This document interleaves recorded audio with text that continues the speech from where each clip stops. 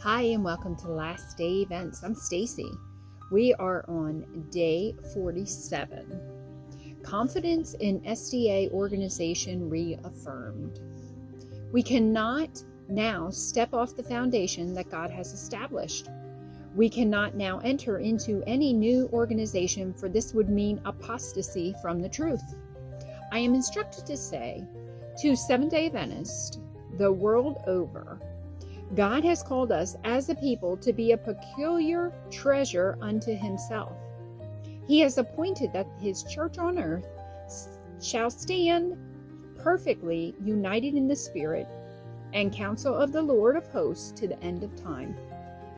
At times, when a small group of men entrusted with the general management of the work have, in the name of the General Conference, sought to carry out unwise plans to restrict God's work, I have said that I could no longer regard the voice of the General Conference, represented by these few men, as the voice of God.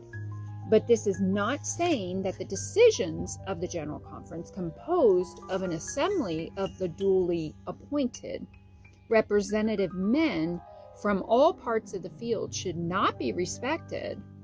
God has ordained that the representatives of his church from all parts of the earth, when assembled in General Conference, shall have authority. The error that some are in danger of committing is in giving to the mind and judgment of one man, or of a small group of men, the full measure of authority and influence that God has invested in his church in the judgment, and the voice of the General Conference assembled to the plan for prosperity and advancement of his work. God has invested his church with special authority and power, which no one can be justified in disregarding and despising. For he who does this despises the voice of God. That's not good ground to be on.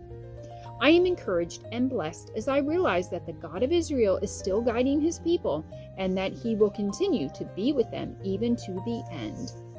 Amen. We just need to keep that close connection with God. Okay? Everybody stay so close to God, and you don't have any worries. God bless.